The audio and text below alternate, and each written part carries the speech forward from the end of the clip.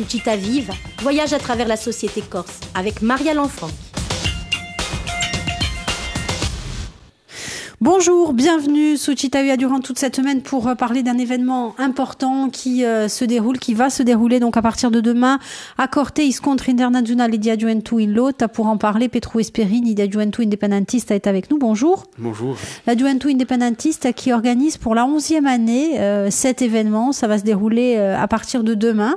11 ans quand même, c'est un événement qui atteint une belle maturité aujourd'hui. On va parler du programme bien évidemment et de tout ce qui va se passer pour cette 11e édition, mais à la base c'était quoi l'idée d'organisation de ces Iscontri Internazionali?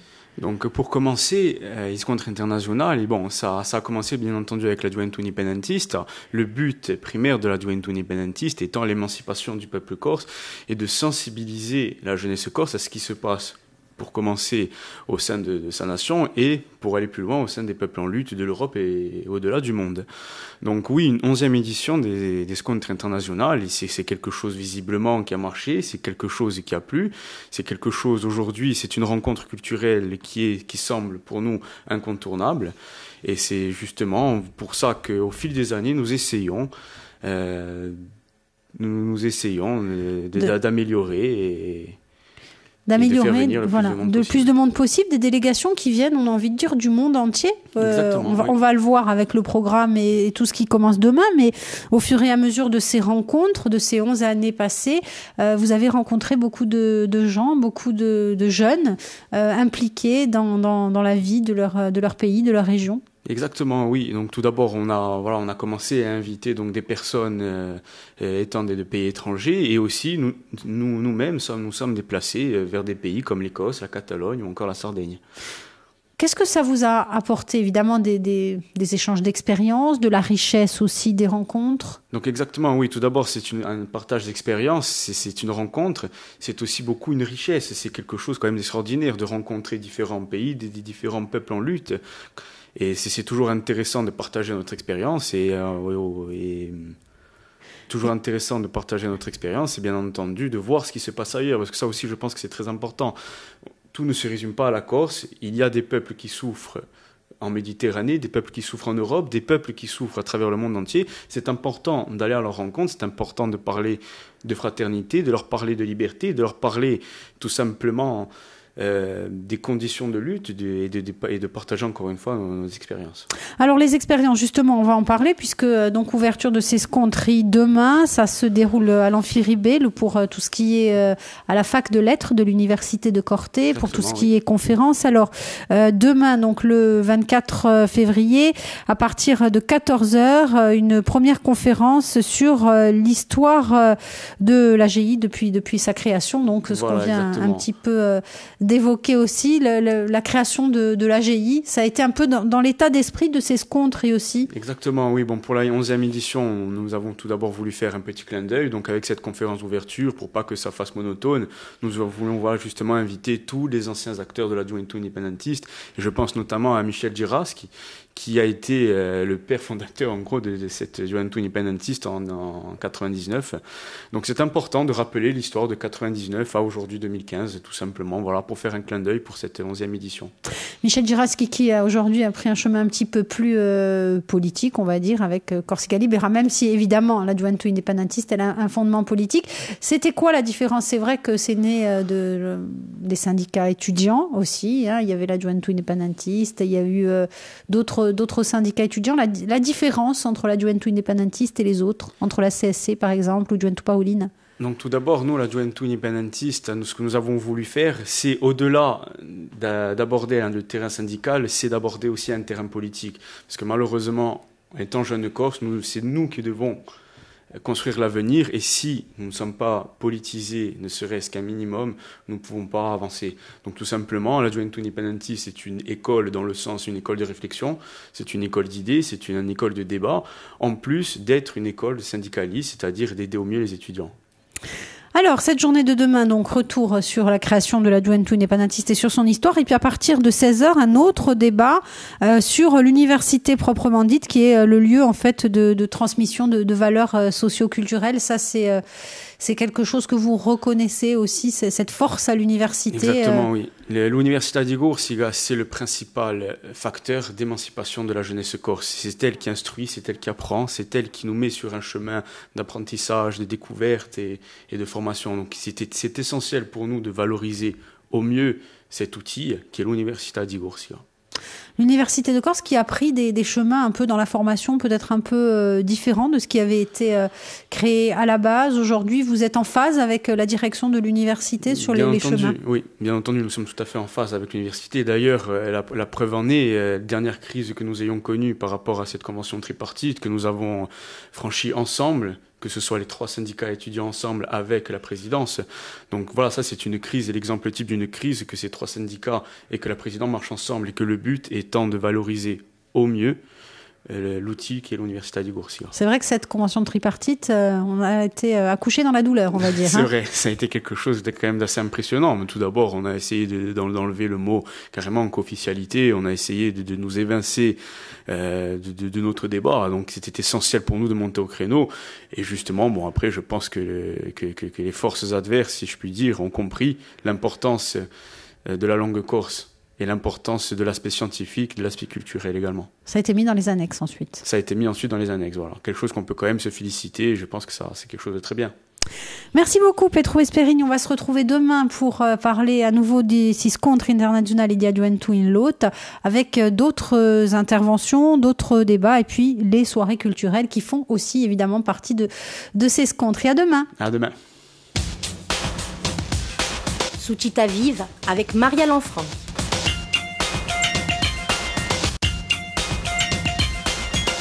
Sous Città Vive, voyage à travers la société corse avec Maria Lanfranc. Gli scontri internazionali di Adventu in Lot qui ouvre aujourd'hui à Corte. Petru Esperini di Adventu Indipendentista est avec nous. Bonjour. Bonjour. Pour parler des 6 scontri 11e édition, on l'a dit hier, avec des débats qui seront organisés à partir de 14h, donc des débats importants aussi qui ont été organisés donc cet après-midi, et puis ce soir des soirées culturelles, parce que ça fait partie aussi de ces scontri internazionali, et c'est la petite touche importante voilà, aussi. Exactement, donc au-delà des débats et du sujet de réflexion, on organise également une soirée culturelle, tout simplement pour le partage, tout simplement pour faire venir des étudiants, et pour voilà un moment de partage et un moment de fête. Donc ce mardi soir, donc je pense que la fête sera au rendez-vous, en tout cas nous l'espérons. Nous avons invité également de nombreux groupes pour animer cette soirée. Alors, ce soir, qu'y a-t-il au programme? Donc, nous commençons cette soirée avec Carlotta Rigni. Carlotta Rigni, qui est une jeune de la Juventud Indipendentista, qui se lance dans ce milieu de la chanson, qui a une voix extraordinaire et qui a un doigté avec la guitare aussi extraordinaire. Donc, la mettre en ouverture de soirée, pour nous, c'était quelque chose d'essentiel. Ensuite, bien entendu, nous aurons des groupes culturels comme I Surgianti. Et ensuite, nous essaierons de continuer la soirée avec d'autres groupes comme Corsica Sound ou La Tradio pour animer cette soirée. Adventu in Lot, ça veut pas dire Adventu, justement, c'est pas une Juventud abattue, ces soirées culturelles sont là aussi bien pour entendu. Le montrer dans la convivialité, dans l'espoir aussi. Exactement. On prend l'exemple, par exemple, de la Catalogne. La Catalogne, qui ont cet exemple toujours de fête, même s'ils sont en lutte. Vous prenez une manifestation en Catalogne, c'est des couleurs, c'est de la musique, c'est des gens qui sourient. Donc, au bout d'un moment, la Juventud in Lot, c'est vrai, mais c'est aussi une Juventud in Lot qui essaie d'organiser des soirées culturelles pour créer ces moments de partage. Aujourd'hui, la Juventud Indipendentista, ce sont combien d'adhérents? Comment ça se passe en fait? On adhère ou on adhère à une idée et on n'est pas forcément adhérent du mouvement? Donc tout simplement, à Juventud Indipendentista, nous avons bien entendu des militants et des sympathisants, donc on compte à peu près 150 militants actifs dans toute l'île, et bien entendu quelques milliers de sympathisants qui nous suivent, que ce soit pour les manifestations, qui nous suivent dans nos idées, et voilà, donc c'est une démarche Juventud Indipendentista, c'est une démarche jeune, c'est une démarche pour moi qui est noble, donc qui essaie de construire la Corse de demain avec l'aide bien sûr d'expériences de plus anciens. Pour un projet vers l'indépendance. Pour un projet vers l'indépendance, exactement. Bien entendu, l'indépendance aujourd'hui, ce n'est pas quelque chose d'utopique, c'est quelque chose qui est complètement sensé. C'est sûr, l'indépendance, on ne peut pas dire qu'on sera indépendant du jour au lendemain. Ça, c'est quelque chose c'est quelque chose d'utopique. Non, l'indépendance, oui, c'est quelque chose de possible. Il y aura différentes phases.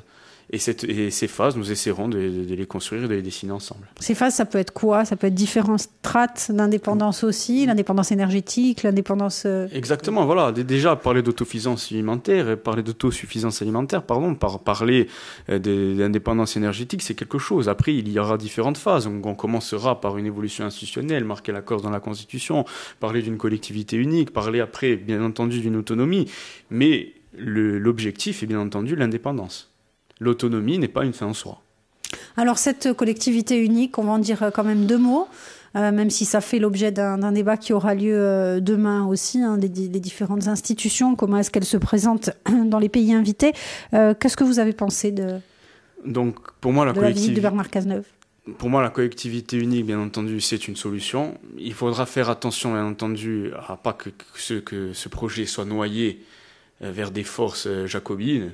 Donc on sait que le gouvernement actuel, qui est un gouvernement jacobin, ne veut en rien améliorer la situation en Corse. Elle essaye plus ou moins depuis maintenant trop longtemps, mais à chaque fois il y a toujours un blocage.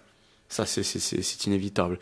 Donc c'est à nous de rester attentifs. C'est par exemple le rôle de la Juventud Independentista de rester attentifs sur la teneur que va prendre cette collectivité unique. Nous avons confiance à nos élus. Quoi qu'il arrive, on a vu qu'elle avait voté à l'ultra-majorité des dossiers comme la co-officialité de la langue corse, comme un statut fiscal dérogatoire, comme également le statut de résident. Un statut de résident, pardon, voilà. Donc, nous allons rester attentifs. Voilà, donc on parle d'une collectivité en 2018, j'ai entendu d'autres interviews, par exemple, je me souviens plus du nom.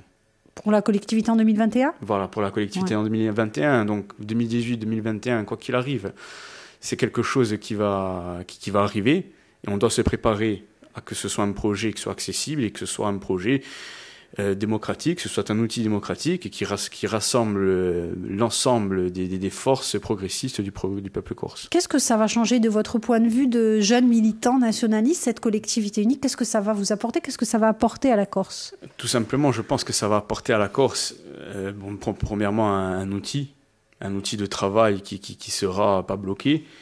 Donc un outil qui nous permettra ensuite certainement plus tard de voter nos propres lois, comme le fait actuellement en Nouvelle-Calédonie.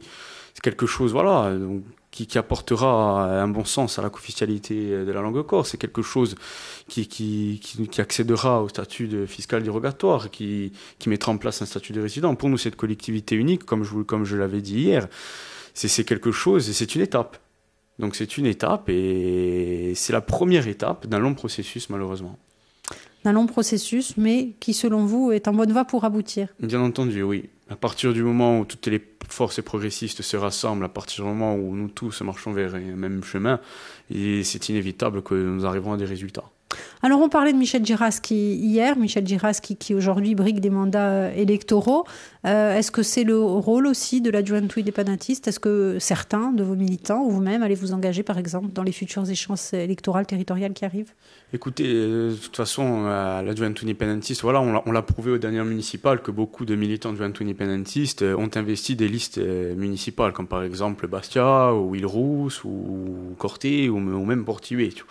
Donc oui, notre rôle au bout d'un moment, c'est d'investir des listes pour pouvoir apporter nos idées nouvelles, pour pouvoir apprendre également, parce que c'est très enrichissant de faire une campagne. Donc la prochaine campagne en date, ça va être les départementales. Donc là maintenant, ces départementales vont aller jusqu'à fin mars. C'est une occasion pour nous de s'enrichir pour se lancer dans une nouvelle campagne et d'apporter nos idées nouvelles. Merci beaucoup Petro Esperini. On va se retrouver demain pour parler des Juventud Independentista et des 6 scontri internazionali. À demain. Sucita Vive avec Maria Lanfranc.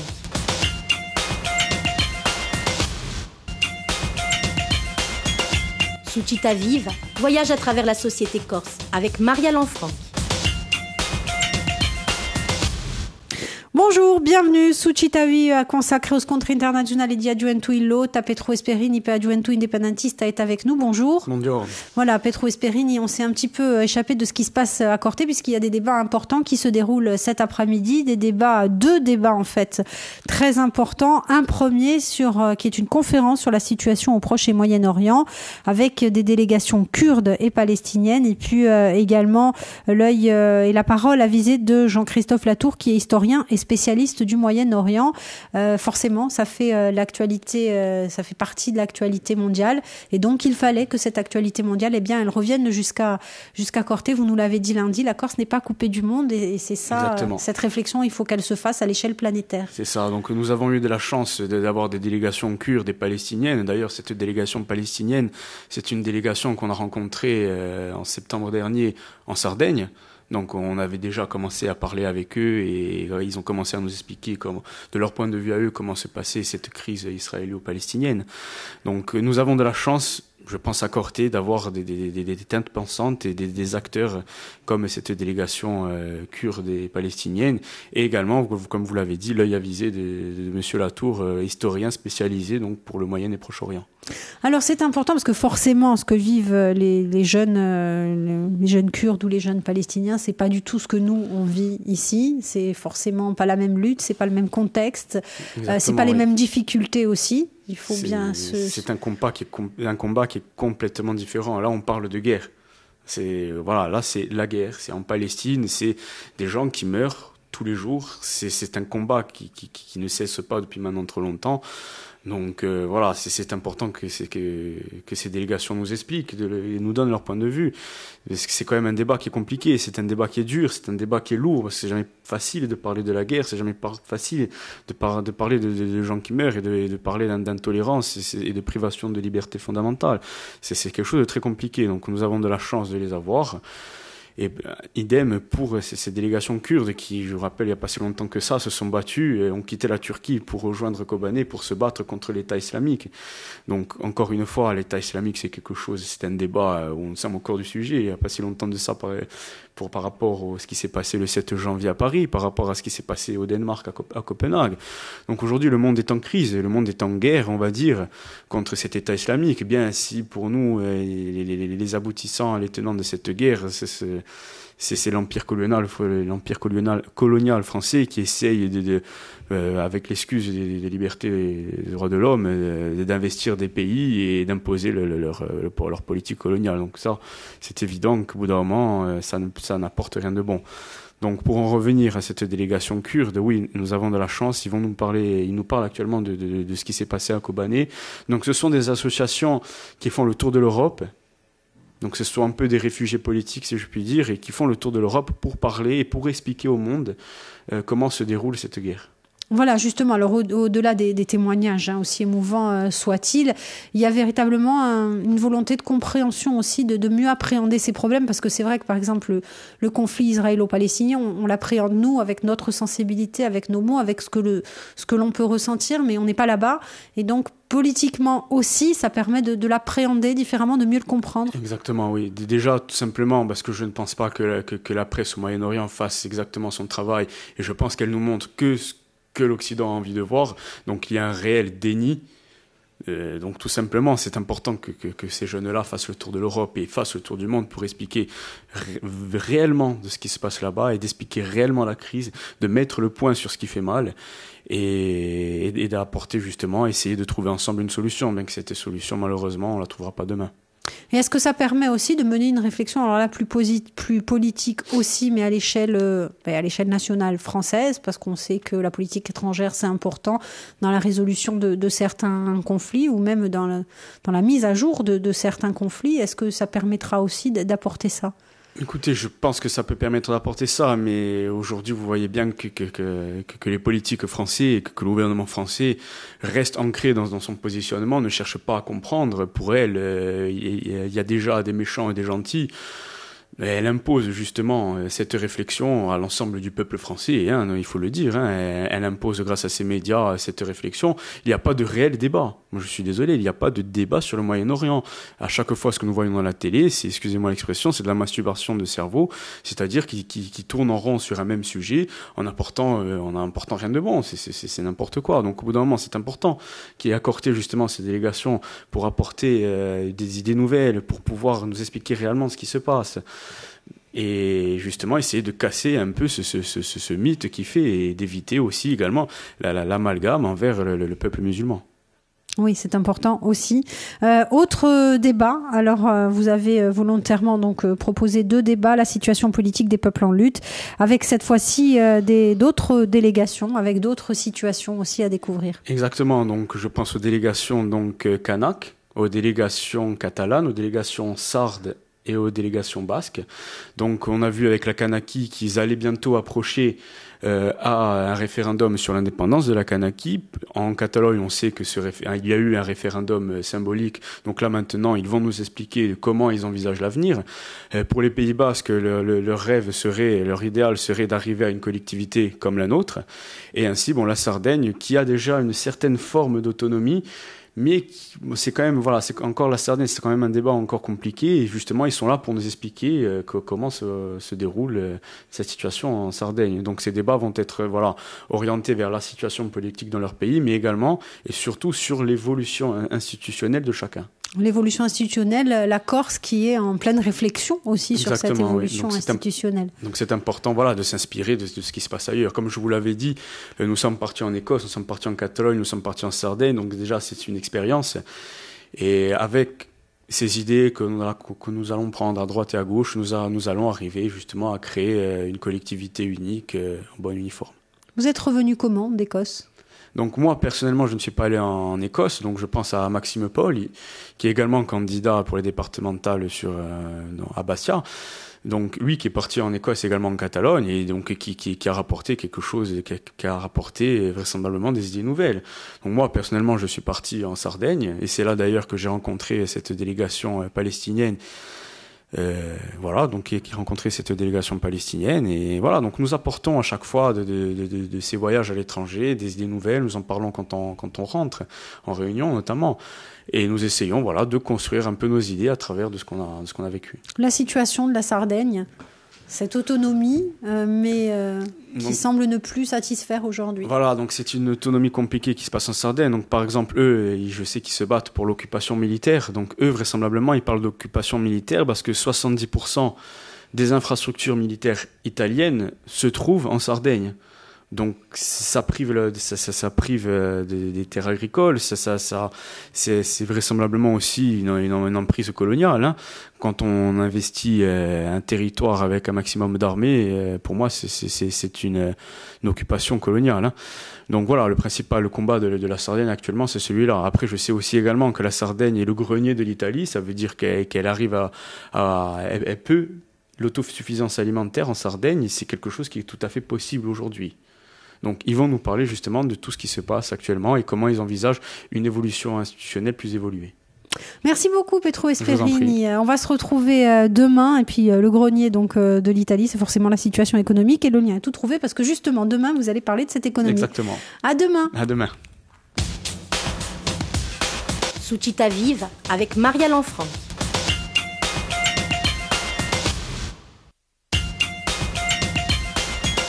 Sucita Vive, voyage à travers la société corse avec Maria Lanfranc.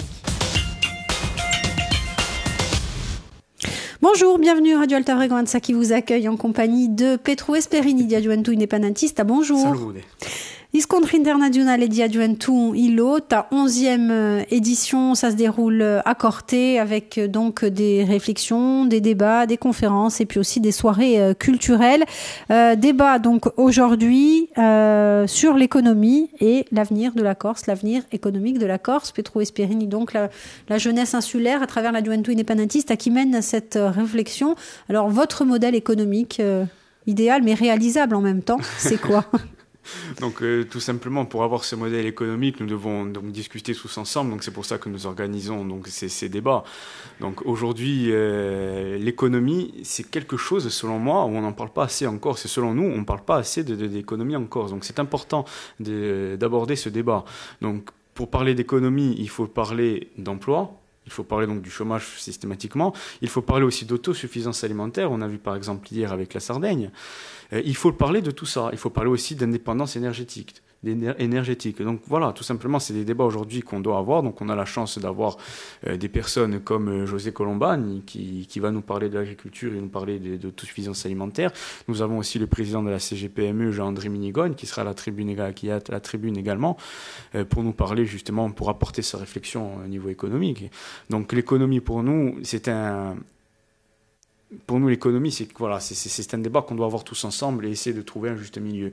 Parce que malheureusement, il y a des idées qui sont trop des idées ultra-libérales.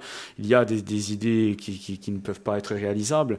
Donc, essayer de trouver un juste milieu. Bon, bien entendu, il y a un système après dans le monde qui est, selon moi, un système qui ne peut plus marcher. Et donc, quand vous pensez qu'1% des richesses servirait à... Voilà, donc c'est pas possible. Voilà, la moitié de la richesse mondiale serait partagée avec 1% de la population. Les riches sont de plus en plus riches, les pauvres sont de plus en plus pauvres. Et au bout d'un moment, c'est plus possible de continuer comme ça. Je pense que ce système capitaliste en est la cause, tout simplement. Et c'est notre sujet de réflexion aujourd'hui à la Juventud Independentista. C'est essayer de sortir de ce système pour trouver un système beaucoup plus favorable à l'ensemble de la population mondiale. Donc pour parler un peu à l'échelle internationale, et bien entendu encore, c'est adopter ce système-là. Par exemple, vous parliez tout à l'heure d'un système ultra-libéral, c'est sûr, à l'échelle mondiale, y compris, certains le dénoncent même à l'échelle française, même si c'est un gouvernement de gauche. Oui, aujourd'hui. On le voit, par exemple, avec le projet de loi Macron qui... Voilà. Donc oui, voilà, il y a une économie ultralibérale qui est mise en place et qui est partie trop dans l'extrême. Donc, au bout d'un moment, on sait que les extrêmes ne sont pas bonnes. Donc, on sait qu'au bout d'un moment, tout ce qui est à l'extrême ne sera pas bon. Donc, tout simplement, je pense qu'on peut trouver un système économique durable, trouver un système économique qui soit bénéfique pour tous, parce que c'est ça qui est important. On ne peut pas simplement privilégier des personnes riches au détriment de la classe moyenne, au détriment des personnes les plus appauvries. Donc, c'est pas possible. Donc, c'est cet ensemble que nous devons trouver, cette solution économique. Pour la Corse, ça serait quoi les pistes? On parle beaucoup d'économie sociale et solidaire, pas forcément du tout tourisme. Qu'est-ce que vous avez? Voilà, il y a quelque chose en Corse qui s'appelle le tourisme de masse. Déjà, mettre fin à ce tourisme de marche et construire un tourisme plus responsable. Bien entendu, le tourisme, il ne faut pas se cacher. Hein. Le tourisme, c'est quand même un de nos acteurs principaux économiquement parlant. Donc, mais ne pas favoriser un tourisme qui se déroulera que 2 mois ou 3 mois dans l'année. C'est un tourisme qui doit marcher tout au long de l'année. Donc mettre dans le centre du débat touristique, mettre par exemple la découverte du patrimoine, ça c'est quelque chose par exemple qui est tout à fait réalisable et qui doit justement se réaliser. Donc après, favoriser bien entendu les PME. Bon, aujourd'hui les PME sont l'avenir de la Corse. L'artisanat, développer l'artisanat. Essayer aussi de construire une agriculture responsable. Ça, on y arrive petit à petit, bien entendu. Par exemple, le PADUC qui favorise justement cette agriculture, pour moi, c'est quelque chose de très bien. Donc, certaines personnes disent oui, mais comprenez, c'est le tourisme qui va en prendre un coup. Bon, pour moi, je ne pense pas. Je pense que justement, mettre au centre de notre économie le tourisme, un tourisme contrôlé, je le rappelle, hein, et l'agriculture, tout en favorisant les PME, tout en essayant de construire des infrastructures énergétiques pour être indépendant. Je pense aux énergies renouvelables, comme des éoliennes, par exemple, comme essayer de travailler avec des barrages hydrauliques sans pour autant détruire l'écosystème. Après, c'est sûr, c'est un débat compliqué, mais c'est un débat que tous ensemble, on doit avoir et on va réussir à aboutir à quelque chose. Ça, c'est inévitable. Est-ce que vous pensez que l'université est un bon outil pour former à tous ces métiers, oui. À tout? Exactement. Alors, vous avez justement la filière économie à Corté, qui est une très très bonne filière, et je pense qu'ils arrivent à former d'excellents étudiants pour des métiers économistes. Après, vous avez également l'IUT qui a lancé sa filière également pour les énergies renouvelables. Donc d'ailleurs, notre délégation Canac d'hier fait partie de cette filière-là pour apprendre à Corté et apporter son savoir en Kanaki. Donc oui, c'est l'université. De toute façon, comme on l'a dit mardi, l'université est l'outil émancipateur de la jeunesse corse. Et c'est grâce à l'université qu'on va arriver à... Voilà. Alors Petro Esperine, on a bien travaillé. On a droit à notre deuxième soirée culturelle qui se déroule ce soir. Donc avec là aussi des invités de marque et de valeur. Voilà, donc pour cette soirée, donc on va commencer bien entendu avec le groupe L'Altagne. Nous aurons également un duo avec Feli et le groupe Bitalba. Et bien entendu pour finir avec le groupe L'Arcugi. Donc toujours au même endroit. Toujours au même endroit, ça sera donc sous le chapiteau, sur le parking de Grossetti. Nous vous attendons donc nombreux. Très très nombreux parce que ça fait partie aussi de la réussite de l'événement. Bien entendu, exactement. Donc ces soirées, ça fait partie de la réussite. C'est justement pour partager et pour ensemble, tout simplement faire la fête. Merci, on va se retrouver demain pour notre dernière émission de la semaine. À demain. Sucita Vive avec Maria Lanfranc.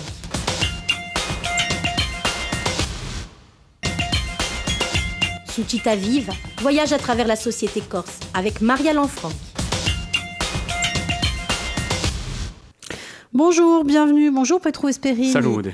La Juventud Independentista qui a organisé jusqu'à hier à l'Université de Corte la 11e édition des Scontri Internazionali di Juventud in Lotta avec des délégations venues d'un petit peu partout, des délégations kurdes, des délégations palestiniennes, des délégations basques également, des délégations qui sont venues de Sardaigne, de très très nombreuses délégations qui sont venues participer à ces débats et à ces soirées, et puis des intervenants et non des moindres qui nous ont rejoints tout au long de la semaine. Jean-Christophe Latour, historien et spécialiste du Moyen-Orient, et puis il y avait également André Fadzi qui nous a fait l'honneur de sa présence, qui est pour nous apporter donc tout son savoir sur les évolutions institutionnelles. Je pense qu'André Fadzi, par exemple, est une des personnes qui comprend le mieux l'évolution institutionnelle. En étant maître de conférence et chercheur à ce sujet, c'était tout à fait honorable. Enfin, on était très content d'avoir quelqu'un comme André Fadzi pour justement apporter une conclusion et une ouverture à ces débats. Alors, qu'est-ce que vont devenir tous ces débats ? Est-ce qu'il y a des actes qui vont être publiés ? Comment ça se passe en fait ? Donc bien entendu, ces débats, ces débats qui se sont déroulés toute cette semaine, il faut que ce soit aujourd'hui le début d'un processus. Ces débats, il faudrait que maintenant il y en ait tout au long de l'année, pas forcément avec la Juventud Independentista et pas forcément dans le cadre des Scontri Internazionali, mais je pense également que réussir à rassembler toutes les forces et apporter, maintenant voilà, on a parlé de théorie, on a parlé de ce qui serait possible et ce qui ne serait pas possible, mais maintenant il faut marquer tout ça sur papier et rentrer dans le vif du sujet et vraiment parler de concret, parler de quelque chose de, voilà, il faut maintenant, aujourd'hui c'est construire. C'est tout simplement construire ensemble la Corse de demain, que ce soit au niveau de l'évolution institutionnelle ou que ce soit construire une Corse économique. Construire ensemble comment ? Avec y compris des forces politiques plus traditionnelles, mais qui sont prêtes à s'engager dans cette voie-là ? À partir du moment, je pense que il faut travailler ensemble, c'est sûr, en espérant que les forces un peu restrictives deviendront progressistes avec le temps, parce qu'aujourd'hui, on ne peut pas se focaliser aux idées de Paris, on ne peut pas rester dans ce système jacobin, on ne peut pas il faut plus qu'on parle de front républicain. Il faut qu'aujourd'hui, on arrive à construire la Corse de demain, et sur du long terme, bien sûr, mais arrêter de se dire que la Corse n'est qu'un simple département, qu'elle restera telle qu'elle, et que tout se passera à Paris. Non, aujourd'hui, je pense que si on parle de collectivité unique, si on commence à parler d'autosuffisance alimentaire, si on parle d'indépendance énergétique, voilà, comme je le disais il y a quelques jours, il faut que ce sont des phases.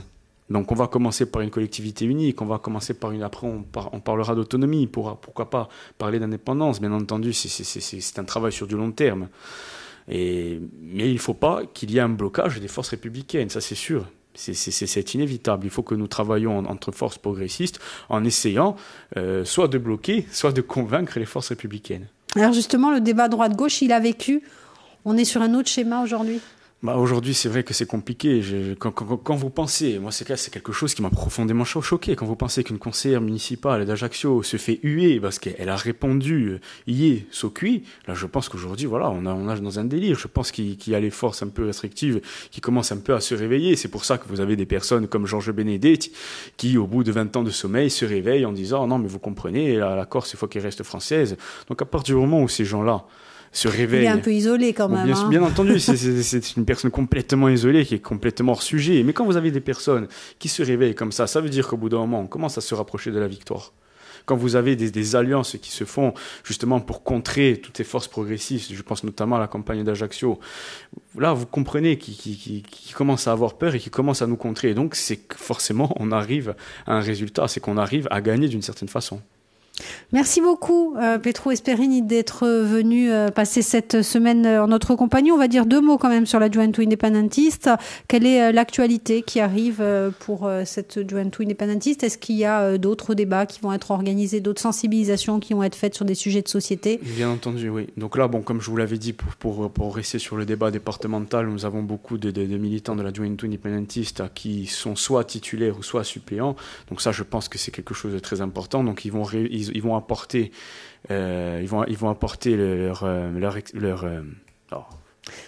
leur expérience aussi. Ils vont apporter leur expérience, pardon. Et leur jeunesse. Et leur jeunesse, donc justement à ce débat qui est important, bien entendu. Moi, on va parler de départemental. Il est évident que le débat qu'il faut avoir au départemental, c'est l'évolution institutionnelle. Ne pas commencer à parler de qu'est-ce que va être le Conseil général l'année prochaine ou dans 5 ans. D'autant qu'il est amené à disparaître. Voilà, parce qu'il est amené à disparaître. Donc cette campagne va servir à rentrer dans le débat l'évolution institutionnelle. Après, bien entendu, en décembre, il va y avoir la campagne pour les territoriales. Les territoriales qui, pour moi, à mon sens, est une des élections les plus importantes en Corse.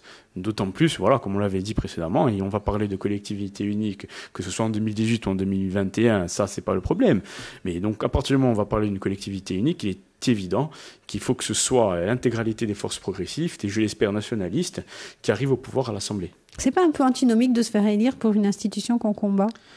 Moi, je pense qu'au bout d'un moment, on ne peut pas se mettre à l'écart. Si on veut combattre un système, il faut d'abord investir ce système et le combattre de l'intérieur. On a bien vu je pense que maintenant, on a pris l'habitude en 40 ans de lutte, on a bien vu qu'il y a des choses qui ont marché, d'autres qui ont moins marché. Et je pense qu'investir des institutions comme les collectivités uniques, je le rappelle, l'Assemblée de Corse est un outil corse.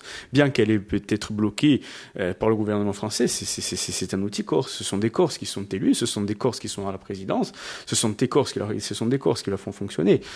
Donc tout simplement, c'est notre institution, l'Assemblée de Corse. Donc au bout d'un moment, l'investir pour pouvoir changer et aller vers une Corse plus progressiste et plus responsable, c'est quelque chose de tout à fait réalisable, bien sûr.